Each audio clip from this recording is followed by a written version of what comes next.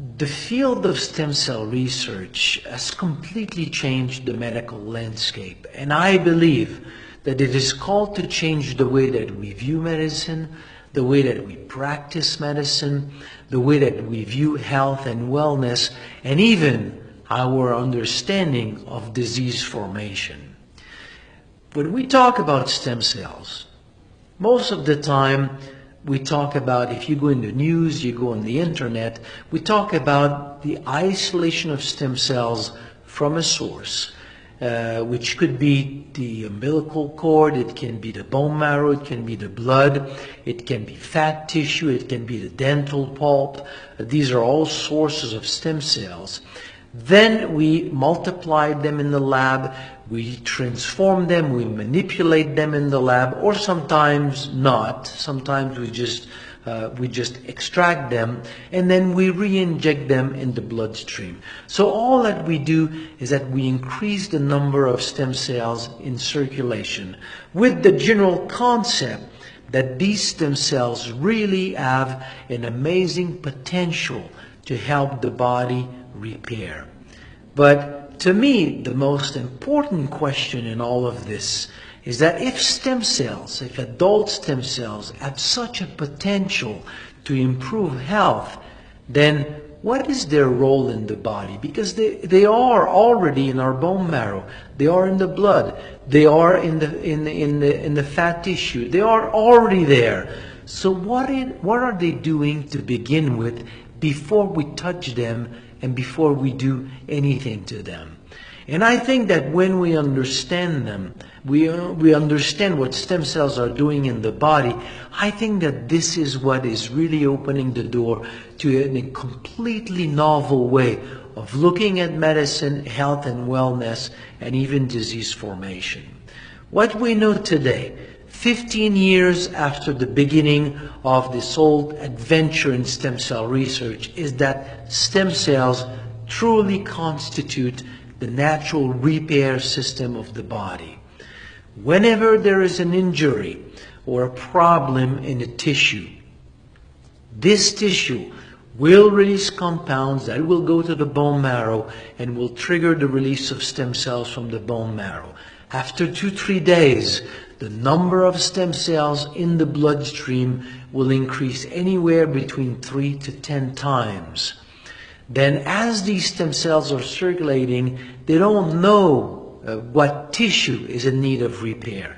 So around the second to the third day, the affected tissue will release locally another set of compounds. So that as stem cells are circulating into the fine capillaries of the affected tissue, these compounds will trigger the migration of these stem cells into the tissue. And upon contact with cellular debris of that tissue, stem cells will proliferate, will multiply, and then will transform into cells of that tissue. This is quite simply the natural repair system of the body. In this whole process, the part that has been the most studied is the release of stem cells from the bone marrow and its consequence, the number of stem cells in circulation. And the conclusion is very simple. More stem cells in circulation means that more stem cells are available to participate to the process of tissue repair. So someone with more stem cells in circulation will simply repair and heal better. So with this in mind, the next question that scientists had started to ask roughly about 10 years ago or so is that if there's such a link between the number of stem cells in circulation and health, then what if we were to trigger the release of stem cells from the bone marrow? Release our own stem cells. So if you put that into the context of what we normally know of stem cells, when we do a stem cell treatment, we inject stem cells. So we increase the number of stem cells in circulation through an injection. So the question here is, what if we were to increase the number of stem cells in circulation not through an injection, but by releasing our own stem cells.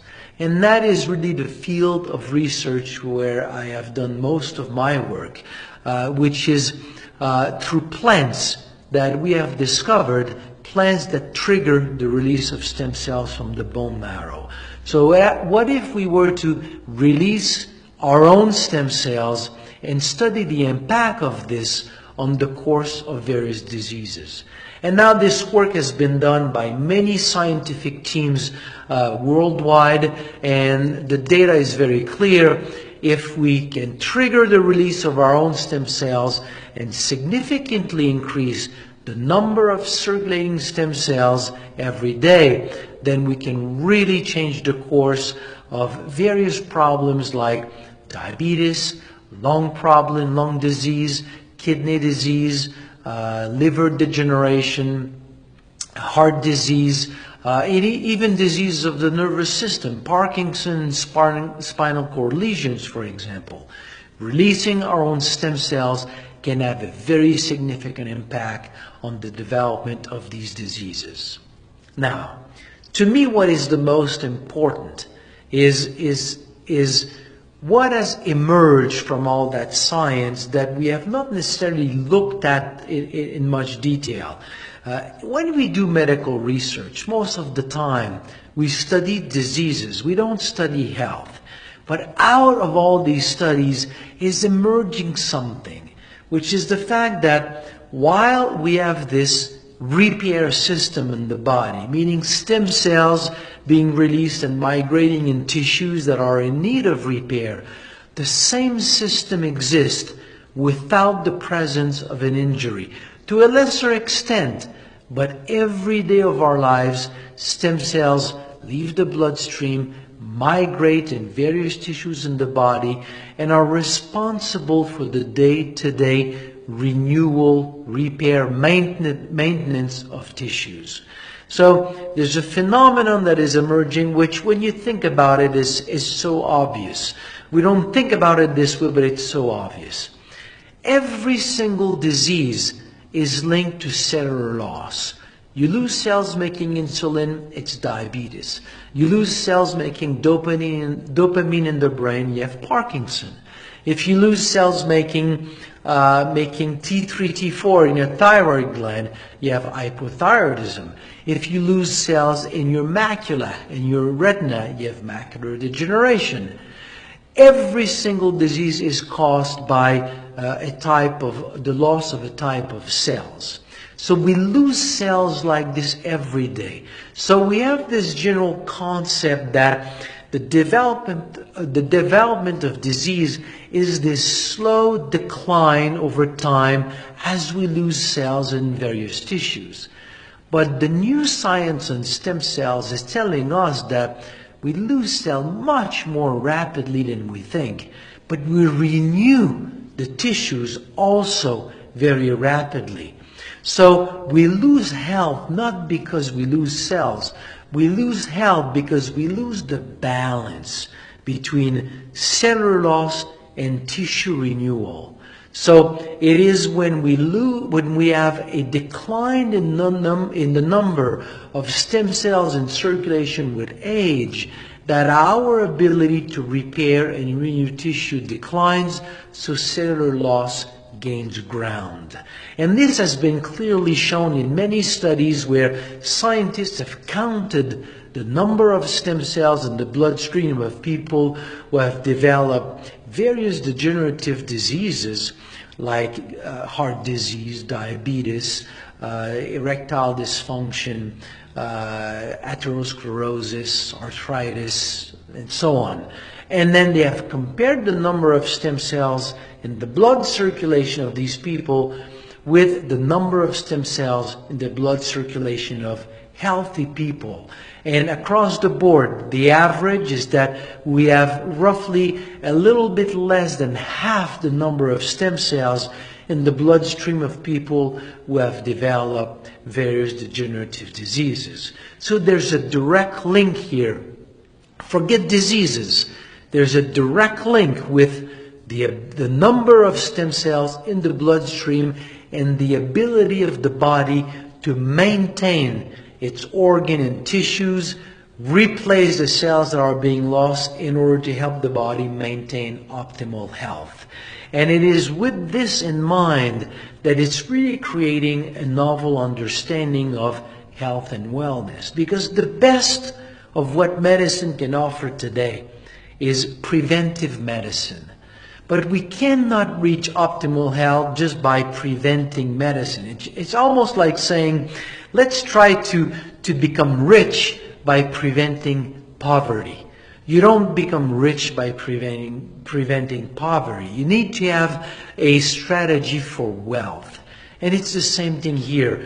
All this knowledge on stem cells is giving us, for the first time in the medical world, a platform where we can really try to reach optimal health. Because today in our society, if we think about it from a little bit of a philosophical standpoint, we define health as the absence of disease. If you don't have a diagnosis of a certain disease, you're considered to be healthy. And you know very well that oftentimes your sleep is not the best. You cannot run 5 miles anymore. Your memory is not what it was to be. There's a lot of things that you know are far from being optimal. But if you don't have a diagnosis, you're considered to be healthy. This new platform about stem cells, for the first time, is giving us a way of thinking about optimal health. We can go way beyond just the absence of disease.